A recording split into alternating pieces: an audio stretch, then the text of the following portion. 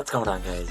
I know it's been a while since I made a football video on this channel, but the Premier League's coming back, and that's my main focus, so I didn't have much content. But it's coming back, and I'm bringing you another football video. This video is, my takes on, like, the 5 most interesting storylines for when the Premier League comes back, like what to watch for. And yeah, the first one, I have who gets top 4.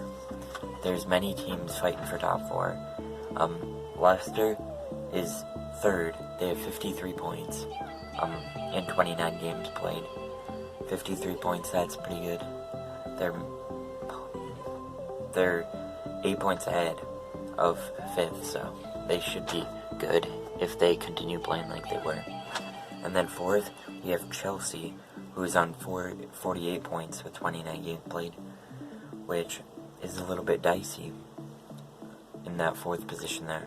And then in 5th, we have Man United with 45 points, 3 points behind. That's one win with 29 games played, same as them. And then we have Wolves with 43 points, just 2 points behind Man United with 29 games played. And then we have Sheffield United with 43 points, but 1 less game than all of them. They could get ahead of Man United and within 2 points of Chelsea if they win that game in hand. So, and Arsenal and Chelsea are only a few points behind them at, but I don't know if they have what it takes in those games. I don't know if the top 4 will lose that many games for them to claw back in the race. Next one, we have who gets relegated. In 20th, Norwich City is there, with 21 points in 29 games played. I feel like they're secured relegation, pretty much, unless they go on a huge winning streak and the other teams lose a lot of games. Then we have Aston Villa with 25 points, 4 points ahead of Norwich, with a game in hand on the rest of the teams. Then we have in 18th, we have Bournemouth with 27 points in 29 games, so Aston Villa could pass them with their game in hand.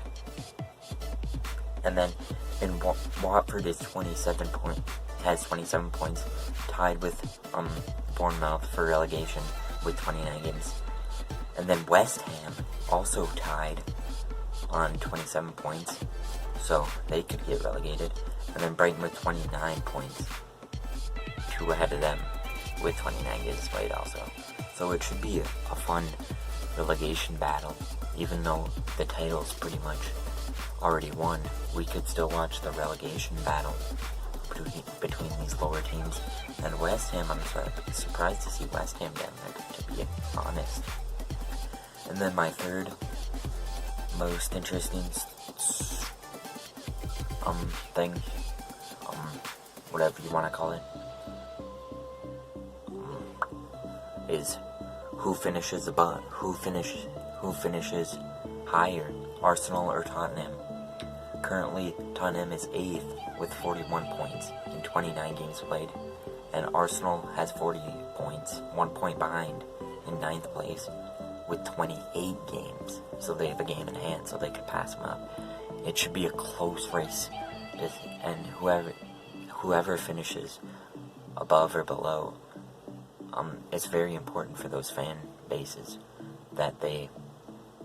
Clearly, I'm a Tottenham fan, so I would like us to finish above them. But we haven't had the best season, and neither teams have, so it should be a close race between them two. And 4th thing is who ends up finishing the season better, Man City or Liverpool.